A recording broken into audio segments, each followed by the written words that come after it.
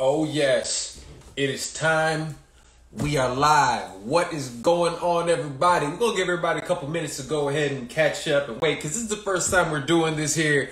But for those who do not know, I am your host for today's show. My name is Sergio Vicente. You guys might know me from the Fight Podcast. Go ahead and check everything we got going on over there as well. But today, we're going to go ahead and we're doing this every Tuesday, starting off, man. And I'll be joined by my boy in this hot second, Paul Capaldo, man. I can't wait to tell you guys about him, because I'm telling you, man, this dude who is my co-host is an absolute savage. My man is 6-0. He represents CFFC. He's over there representing Nick Catone's team in Jersey. Absolute savage. He's actually even competing in this year's Contender Series, so we're going to have a whole lot of fun and everything with him on the show. But what we're going to do, for those who do not know, is we're going to go ahead and break down everything that's going on with the Contender Series, okay? We love the Contender Series here and at the Scrap News, and not just at the Scrap News, everywhere. I mean, I think the Contender Series has really turned into one of the premier competitions in all of combat sports. It's one of the most dope things you see, because the people that actually put into that competition, because let's just keep it a bean, right? We had an opportunity with Tough, and Tough has always been great, but a lot of guys who are in Tough and girls who are in Tough don't make the cut. The people who win in Dana White Contender Series absolutely make the cut. They end up being stars in the UFC. So, without further ado, let me bring my brother on the show. Like I said, he is an absolute monster. 6-0. He's been beating people up with CFFC over there in Jersey. Let's bring my man on. Paul! It's a pleasure, my brother. As soon as he pops up, I swear he's here. There he is. What's up, brother? What is going on, my brother? How's everything, man? It's going good. Hey, how are you? Good. Hey, bro, I think you got to turn your phone. You over here getting me the sideways. Yeah, let me see. Am I sideways here? Yeah. There we go. What's Bro, up, man? Good, man. How is everything, man? Hey, look, I appreciate you joining us after your sparring this morning. I know you were getting active. You know, man, but dude, it's absolute pleasure finally meeting you officially, man. Of course, man. Nice to meet you, too. Oh, for sure, bro. And I'm happy we get to do this, man. We get to hang out once a week, talk trash about some great fights. And before we get into it, I do want to talk about the Contender Series, but I got to ask you, man. Let's talk about, let the people know who you are. You know, because, my man, you're undefeated. You're wrecking shop. You're fighting over there at CFFC, which, in my opinion, is one of the absolute premier regional promotions out there. Yep. In fact, now if I think about it, there are more champions out of the CFFC in the UFC than there has been in any other organization. More than LFA and more than everywhere else. So, bro, let the people know a little bit about you, man. Yeah, so I'm 6-0 as a pro. I've fought for CFFC my whole career. 11-0 altogether. I was 5-0. Yeah, 5-0 as an amateur. And my last fight, I won by a wheel kick. Went viral on Sports Center, and my next fight's going to be on the Contender Series October 5th. I'm fighting on season 6, and I'm excited, man. Well, dude, I love it because it's a really interesting thing. The fact that not only we get to talk about all the fights and all the cards, everything that's happening, we get to lead up to your fight also. Oh, exactly. On the Contender Series. So let me ask you this: For you, how was the knowing that you're going to go ahead and get on the Contender Series? How has that been for you? Like prepping for it, understanding that, yo, shit, I'm about to be on the biggest platform there is. Yeah, so to be honest with you, man, I try not to put too much pressure on myself. It feels like any normal fight, you know. So it is a big platform, and it's a huge opportunity fighting in front of Dana White. But at the same time, I feel like as a lot of people get nervous in those type of situations, I don't really get nervous, man, because, you know, either way, I'm going to be in a fight no matter what. So if I put extra nerves on myself, you know what I mean? It's no good. Facts. Well, dude, and the thing is, you're at a place where there's so many. I mean, you're over here repping, you know, Catone's gym. I mean, you're getting out there the definition of iron sharpens iron. You have some of the best guys and girls in the world over there. How is training there preparing you for what you have coming up? Oh yeah, it's training me big time. You know, we have a lot of guys that are well known. Frankie Edgar trains there, is a huge help. Of course. Cody Garbrandt's been there, Lance Palmer, but a lot of my you know, these guys help, but a lot of the guys on the come up, you know, that people don't really know of. My buddy Turple Kamzayoff, he's a very good fighter. My buddy Santo Coratulo is fighting. Actually, he's going to be fighting, I think on the 20. He's fighting on one of the, like, in like 2 or 3 weeks on the Contender Series. So we'll be talking about him. My buddy Kaluj, very, very good karate guy. So he's been preparing me and helping me out. My buddy Brian Cafaro too. So he just joined too. Give him a little shout out. What up? What up? But yeah, all of the people. So we have like a lot of like mainstream guys that, you know, a lot of people know. But there's a lot of people in that gym that people aren't really they're not known yet because they haven't had the opportunity, that are beast. You know? Oh, shit. Yourself included. You know what I'm saying? We talking about them, but like I said, we over here talking about you now. I mean, it's awesome to be able to see it, and it's awesome to be able to see. And that's one thing I really love about the Contender Series. It gives people those opportunity and like just the eyes, because a lot of, again, the names that you named, the people that are in your current organization, they're the top fighters in the world. Yeah, CFFC produces the best fighters in the world. I mean, it's not even a question. And you know, a lot of people, CFFC's on the come up too. Not on the come up. I mean, we've been, but like it's a really, really legit promotion. And it's not. Listen, CM Punk is one of the commentators there. I'm friends with him, and this is something that he says that is big. There's no easy fights in CFFC. That's what they say, and this is for real. There really isn't. You know, every single person that you're fighting is experienced and very, very tough, and could easily make it to that next level, to that jump. Absolutely. Absolutely, man. Well, let's go into it, man, because there's so much to discuss. There's so much to talk about. And this fight card, granted, the main event had to get scrapped. They had to bring a replacement dude, so we'll talk about that a little bit. Awesome. But let's go ahead, even before we just go into like all the each and every one of the matchups, which matchup to you just stands out for you? Which one are you most excited about? So for me, especially on this card, I'm actually looking forward to it's the 135-pound fight. The guy is I don't even know how to. He's fighting Chad Allinger. It's the first fight of the night. Well, shit, it works. I'm glad you brought that one up, because that's literally the first fight of the night. I'm looking forward to this one too, man. A lot of great. And here's the thing: you have Moo, and I'm sorry, Moo. I know I'm going to say your last name wrong. I really do apologize. Gaforov. Gaforov. He's a monster. 17-3. Yes. He's only on a 1-fight win streak right now. He was on a tear. He took an L, but that's all good. But on the other side, you got Chad, who's, I mean, he's 10-5, but he's on a 5-fight winning streak. Yeah. You know what I'm saying? So you're seeing somebody with momentum. Could you speak to an athlete who's actually coming in to a fight on such momentum? 5-fight winning streak. That means you haven't lost in like 2 years. Yeah. So I like Chad. I was looking at him. I think his last 3 wins are by KO, which I was pretty impressed with. He's 34, so he's a little bit later in his career. But this guy, Muain Gufarov, the guy that's 17-3, to be honest with you, I think he's going to take it. And a couple of reasons why is he has a lot more experience than this guy. He's fighting for Extreme Couture, which is like a very legit gym. Super I know a lot of gym. Yeah. I mean, do you have Eric Nixon over there, who, in my opinion, over the last couple of years has made himself one of the best, if not the best, coaches in MMA. He one of them Yoda-level dudes. You know what I mean? Yes. And seeing what he's done with that team. And, I mean, we don't even got to talk about the Francis Ngannous of the world and what he's done with that, because I think he shocked all of us when we saw Francis out there wrestling for a second against Stipe. I couldn't believe that shit. Yeah, man. And that's the thing, too. It's like they're very well-rounded out there. And obviously Francis probably gets a little bit more attention than a lot of the younger fighters and the guys that are coming up. But, I mean, this guy, I'm looking at him. I looked at his record. He fought John Lineker. What's up, Ray? He fought John Lineker to a decision. Even though he lost, fought him to a decision. And Lineker's tough, man. Monster. Yeah, they call him Hands of Stone for a reason. The only cons that I see really with him is just earlier on in his career, he didn't really fight. He was fighting like 0-0 guys, 0-2 guys.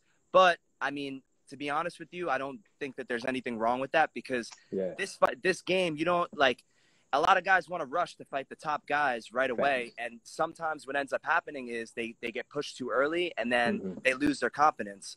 So I personally, I think that this guy Gufarov I think he's going to take it.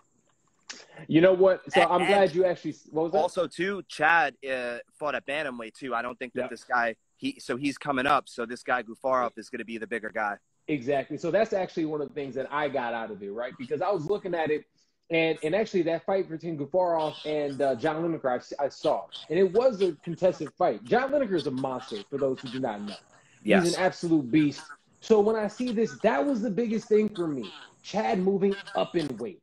And when you see somebody who's moving up in weight, and yes, he's winning, he's doing his thing, but for me, I just can't pick him just because of that. He's moving up in weight, and that 10-5 salty ass record, bro. Oh man, it hurts for me to say because I'm always the one that's like, yo, it's MMA. Records don't mean nothing. It is what it is, but we can't say it now. 10-5 is a saucy record. And yes, he's coming up, but I think he's going to bite off a little bit more. And if we're actually looking at Tapology, I got Tapology pulled up for those who do not know. It's one of, in my opinion, the best. The premier sites, especially with picking and stuff like that. As of right now, in terms of Tapology, you're right. Gufarov is leading. 86% of the people believe Gufarov is actually going to win that matchup. So that one is, I think we're all in agreement with that one there. But let's go ahead and move on because there's a lot of great fights. The fight that I'm really looking forward to is the co-main event. Okay. And that's between Souza and Chidi Njokuani. Fam. I am an Njokuani fan. I like both of the Njokuanis. I followed them forever. I love striking. I love stand-up. And Souza and Njokuani are going to go out there and absolutely bang. This is one of those fights that we look at, and especially when I'm looking at it, you have Njokuani who is a touch more technical, and then you have Souza who's just a powerhouse. Who can also take you down and choke you out. So you have two guys who can go out there, and I think it's going to be a striking war. I think they're going to go out there and try to finish each other. So I think at the end of the day, it's going to really go out there who is going to end up knocking the other one out. And that's why I think I'm so excited about this matchup. In terms of that matchup, bro, what are your thoughts on that? So what I noticed about Souza is that he's 12-1, and this is actually his second time fighting on the Contender Series. So he won his fight against an 8-0 guy, and he's 5-0 in his last fights, I believe. So I think being on the Contender Series and being there, he's not going to have the nerves or anything like that because he's done this before. He's used to the process. But how do you pronounce this guy's name? It's pretty sick. Chidi? Chidi Njokuani. Yeah, so this is actually one of the second fight that I was going to say. I agree with you, man. This guy is pretty legit. He's fought for Bellator, which is like, even though people like to talk, down on Bellator is a very legit promotion, second to the UFC. Absolutely. And the thing is, I think we can both agree on this one. If we're taking the top 5 guys from each weight class, Bellator's top 5 guys can absolutely compete, especially at 135 and at 145. At 135 and 145, I'll be honest with you, Bellator might have a better division. Yeah, they have Tiger Magomedov. He trains with us. He just lost this fight, but I mean that guy. To my boy Rafion Stas. That's my guy. But you talking about a great fight? That was the fight of the weekend. Weekend. It was an incredible fight, but it also shows how deep that weight class is, man. It is so deep. So for this guy Cheetah too, he beat Melvin Gillard, who most people, if you're a bit an MMA fan, Melvin Gillard is an OG. Man.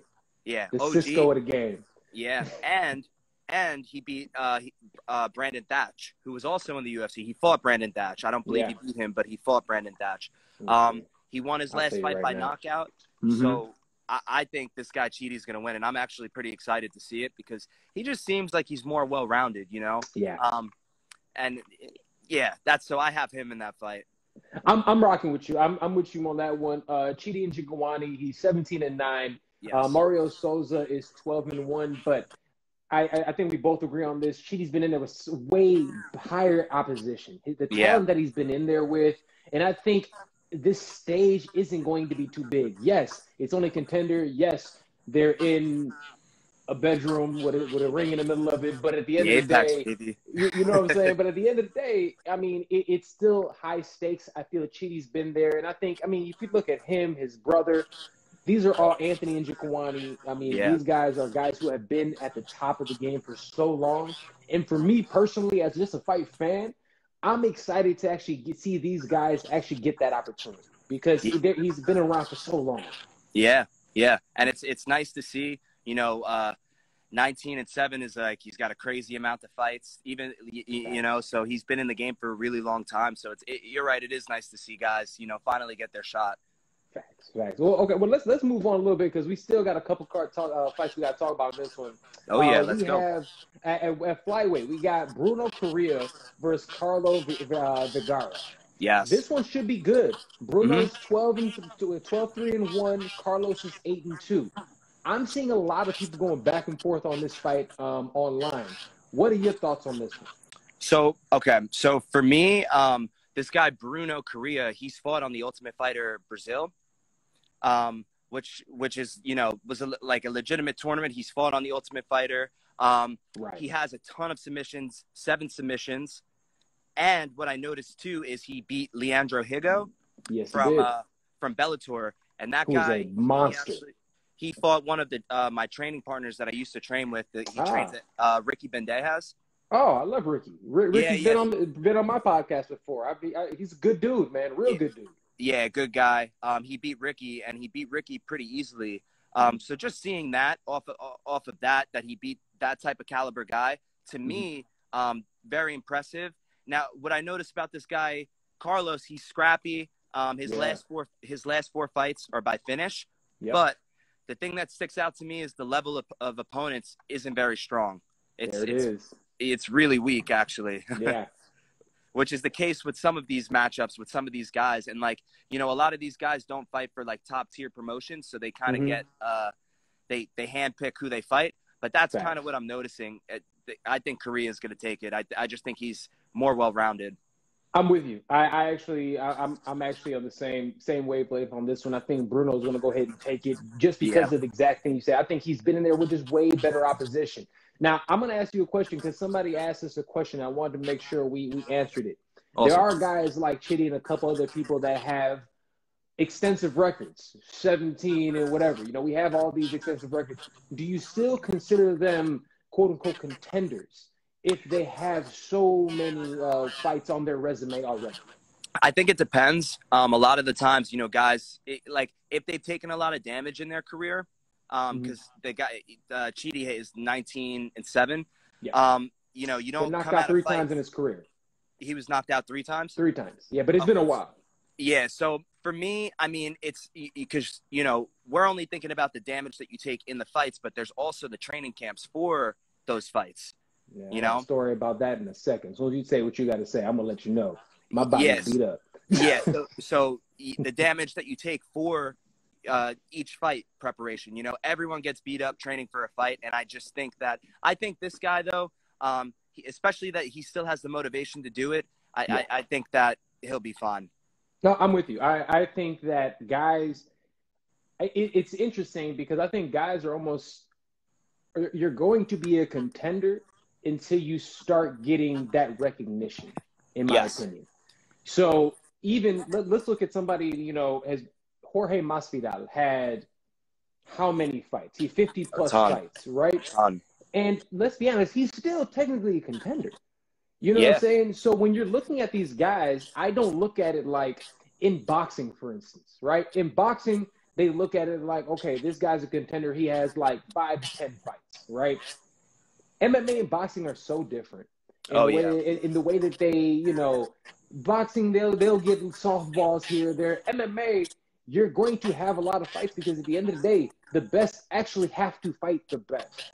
And you're forced to fight the best guys out, the best available guys around you. So for me, I think until you end up being where you're one of the top guys in the UFC or Bellator or, one PFL, one of the premier organizations, you are always a contender until you get that big recognition. So for sure, I have to give it to him, man. But look, you talk about everybody going in beat up, fam.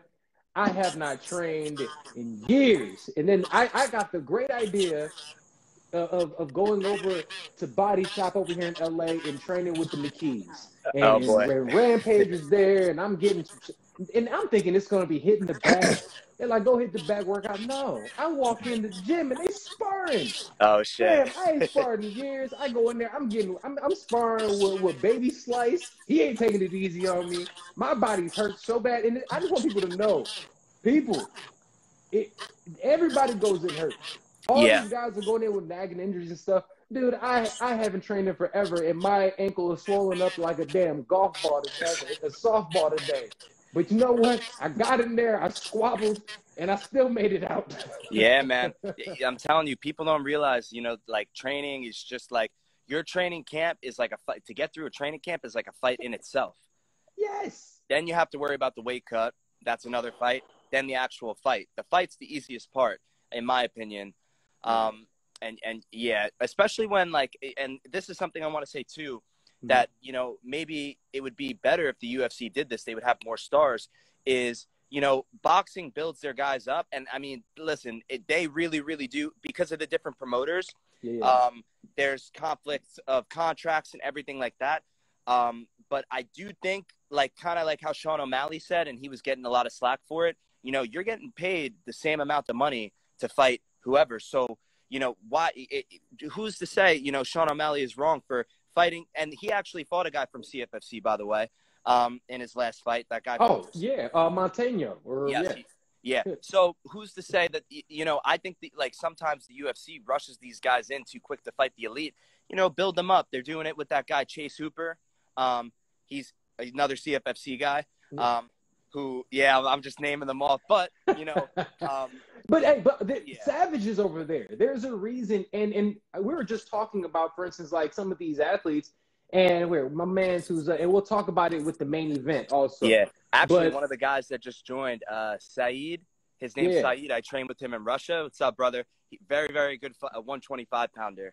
Very, very good 125 pounder. Man, I'm scared of everybody from Russia. And if he got one of them beards, man, I don't want no smoke. Yeah, dude, he's a beast, man. He's a beast. Dude, well, I feel like this, but we're talking about the CFFC, though, like in terms of how quality is. And that's why, for instance, and we'll talk about the main event real quick. We're talking about Josh Quillen and Logan Urban. Yeah, Logan Urban is a good dude. He's 5-1. Yes. But something that we were just talking about is, I hate to say it, look, I'm from the Midwest. Ohio isn't like a hotbed of MMA. Let's just be honest. But on the other hand, you have, Quillen, who's fought the best of the best. He's going out there and just been an absolute savage. And so it's difficult to pick guys who haven't fought those guys, that quality opposition already. Not saying that those guys aren't good enough. Not saying that those guys can't beat them, because there's diamonds everywhere. Yeah. But at the end of the day, it's hard to pick against these guys who've been in there again, just fire. So real quick, let's talk about it. Let's talk about the main event. Yeah. So go ahead. So Josh Quillen, he's 5-0. He has all finishes. Something that I liked from him was that he fought for LFA, which is a legitimate promotion. Super legit. So he's got 2 submissions, 3 KOs, which is pretty cool. And he has an undefeated amateur record. Mm-hmm. Somewhat of a weak schedule of who he's fought, but not so much, not compared to, and I don't really want to sound like I'm ripping on any of these fighters, but I'm just spitting the facts. Hey man, we're here to keep it a bean, okay?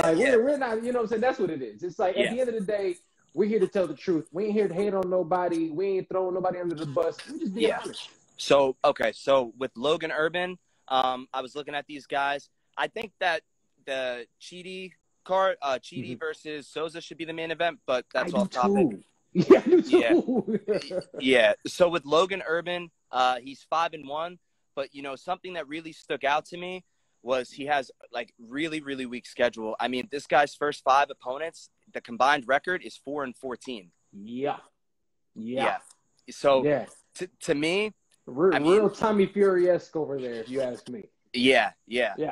Tommy, exactly. And so, but to look at the positives from that, he's had an undefeated amateur career, right? In all of his fights that he's won, it's been all finishes, which is probably why he's on the show. Yep.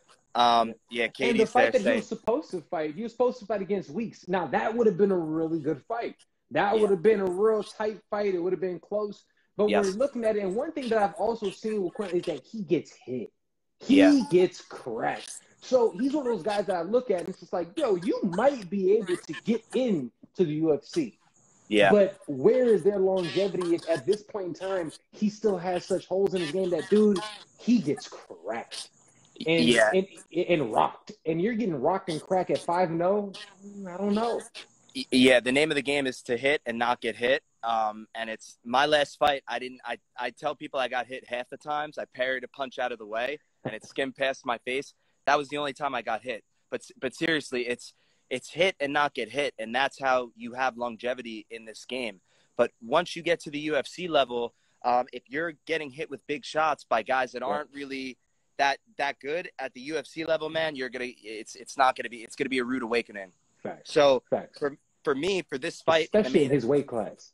Oh yeah, big time in the 170s. Yeah, some of these guys hit really, really hard. So for me, just based off of the opponents and the promotion, I have Josh. You know, LFA's legit promotion, and his opponents. He's fought a little bit of a tougher schedule. Now this doesn't always, it's not always the case, but usually it is the case. You know, when you get tested and challenged by someone, he's the guy. Logan Urban might not be ready for it. You know. Yeah.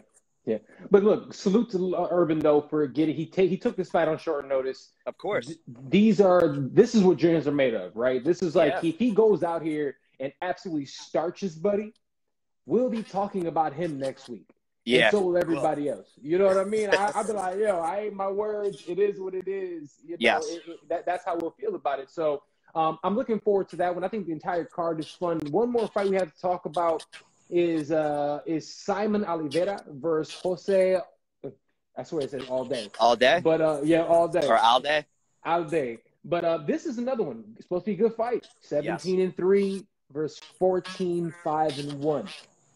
I'm telling you now, I'm rocking with Oliveira. And the reason I'm rocking with him is if you look at his record, he is an absolute beast. And the way he gets it done is he's either getting you with a guillotine or he's getting you with a rear naked choke. And that's not that he can't strike, because he can. Yeah. So this is a guy who's extremely well-rounded, and I think will be such a fun addition to 135 in the UFC. Yeah. So when looking at that and all that said, again, another dude from Brazil, and I think, again, Brazil is one of those places that I think it's starting to get a resurgence in MMA, right? It seemed like for a second Brazil fell off when, USADA came in. It seemed like Brazil wasn't winning no more. But all of a sudden they figured it out. They're coming back. Yes. AKA most of them live here now. But, You're not wrong, man. You didn't say it. I said it. You're not wrong. Man. So let's go. What are your thoughts on this matchup? Yeah, so I agree with you. I had Oliveira winning this fight. And something that stuck out to me was just his amount of experience. He has 20 professional fights. He's 17-3. And like you said, with the guillotines, he has 6 guillotine finishes. That's his move. He's 4-1 in his last 5 fights, but I just see him. I see him being able to win this all day. He's 14-5. So he won his last fight. Something that stuck out to me was he won his last fight by finish, but it was against a 5-2 guy. You know, what are you doing at 14 or 13-5 fighting a 5-2 guy? So that's what I'm saying. But something. Well, do you think it could be because of? Do you think because you know how it is, and I'm sure dudes are lining up to fight you, for instance. Do you feel like it might be one of those things that because how many times I'm sure you've had it where you're like, I'm ready to fight, and you're like, guys are like, I pass. It's a little bit, especially at this point in time in my career, too much. My whole career I've had that. In the amateurs, I've had people drop out like 2 days before. Every single person, even my last fight, every person that I was supposed to fight, but 2 of them in my professional career was a last-minute replacement because people, they back out or something. So I think that could have been something to do with it. But what I noticed about all day is he has a lot of submissions earlier on in his career. So it does show that he's well-rounded in the submission game or the jiu-jitsu game. Yeah. So it could be potentially, you know, if these guys go to the ground, it could be a good grappling fight and a good ground exchanges, maybe a lot of submission attempts. But overall, I had Oliveira winning. I just think that he's 17-3, and it's just the competition that he's fought is a lot better, and he's probably going into this fight very focused. And you know, he's got 20 fights. It's a long time to be fighting, and so I think Oliveira is going to win just off of you know, skill set. Off that, literally off the strength of schedule. Yo, we had a question for you, man. Somebody asked on the line, and everyone's asking questions. Keep them coming. We love them. They asked the question, Paul, do you regret not claiming the CFFC title before going to the Dana White Contender Series? No, I don't. And I'm going to tell you guys why. Because if I had the opportunity to fight for the CFFC title, or I had the opportunity to fight for this, you know, if I fight on the Contender Series and I win and I don't get signed or something, guess what my next fight's going to be in CFFC? For a title. Now, if I fight for a CFFC title and now this is fighting, anything could happen. And let's say, you know, something happens or whatever, I get caught or whatever. Then the Contender Series fight isn't there. So, like I said, my buddy Santo Curatulo was a CFFC champ. So for me, I'm like super competitive. I like to, you know, I would like to get that just to have it under my belt and stuff. But, you know, the end game is the UFC for me. CFFC is like, I love everyone from CFFC, but I want to be a champ in UFC, not CFFC. And you know what? I'm happy, like, for instance, you're saying that and you're kind of breaking it down that way because, for instance, and we already talked about him earlier in the show, talking about Rafion Stotts. Yes. Remember, he went on that other day looking for a fight with Dana White. Everything's going in his favor. Everyone thinks he's going to go to the UFC, and which I believe is one of your teammates too. You got Merab, who's out there. What's his last name? Davashev, Merab. He's another Jersey dude up there right now. I think he's from Law. Okay. The wrestler guy, right? Who wears the black? He's from Long Island. Okay, so and he caught him with just a blind spinning back fisting, and so like I said, anything could happen, and it's taken Rafion until this year. That fight was in 2017. It's taken him to 2021 because people are really starting to pay attention to him again. So the idea what you're going into with is, again, it's a very smart, it's a very business savvy decision for you on your part. And before we get out here, we got a couple more minutes. How do you feel for yourself as a business? Because that's one thing. Everyone's talking about fighter pay. Everybody's talking about all these different things. But as a fighter, you are an independent contractor. You are a freelancer. Mm-hmm. How is the business of being a fighter for you? So the business for me is good. I feel like it's great. I feel like I do a really good job at advertising myself and just putting myself into positions to make money through advertising myself on Instagram. And I think that's something that a lot more fighters need to do. Because this Instagram, people don't realize this is the easiest way to advertise yourself. All you literally have to do is just post. You can post the business that you have or anything, and people make it like too complicated. So that's something that I think I do a good job with, but I also just I go into this game with like a business mindset, you know, because I'm making money from fighting, but you also, as fighters, we need to make you need to make money elsewhere as well, or at least me, I don't want to have one income of money. I want to have multiple, you know, assets. Have to have those multiple streams. Yeah. I mean, it's if you look at any of the fighters that have a lot of money or forget about fighters, any athletes that have a lot of money, they don't get paid the most through their, let's say the NBA or the UFC. It's through their sponsorships and their deals. And that all comes from how you promote yourself. So I'm big with that. And I try to tell a lot of the fighters coming up in the amateurs and stuff, you're your best promoter. You know, Instagram is the best way to promote yourself. And sure, you know, people think, oh, it's annoying, I always have to post and do this and do that, but you really do. And the opportunities will come because, you know, you never know. Even right now, someone might come in onto this live chat and say, hey, these guys are great. We, you know, and they want to set us up with a podcast or something like that, you know? Do it. Hit us up. Yeah, that's what I'm saying. So, but that's the deal. That's the mindset that I have. I always go into it, you know, just thinking ahead and trying to be, you know, steps ahead, the business with the fighting and everything. So It's important. You're a fighter, but you're also a business man or woman. I love it. I love it, man. Well, look, with that being said, yo, that's a perfect place to put a bow on it. Dude, I am looking for, first and foremost, brother, it's a pleasure meeting you. You Pleasure too, hanging man. out with you, man. I'm looking forward to doing this with you for the next few weeks. Of It's course. going to be a lot of fun. Real quick, before we get out of here, fight we said we're most looking forward to, so just to make sure, because we actually had all the same picks today. We're Yeah, I know, for, which is crazy. you know what I'm saying? We're going for, we got Quillen in the main event. We said we're going with the underdog, Njokuani. Yep. We got Oliveira. We have Bruno Correa. Yep. And we have I can't say his name. I don't know why. Gafarov. Thank you. Yes, I'm gonna get that. Watch. If he wins, I'll get it right next week. I promise. Yeah, right. The announcers might have a hard time. Who's doing it tonight? Bisping or you know what, man? Laura Sanko, I know, is doing. Oh, cool. And I don't know if you peeped last week, but I have to say, man. So Laura Sanko, I think, is the first female to do color commentary for the UFC.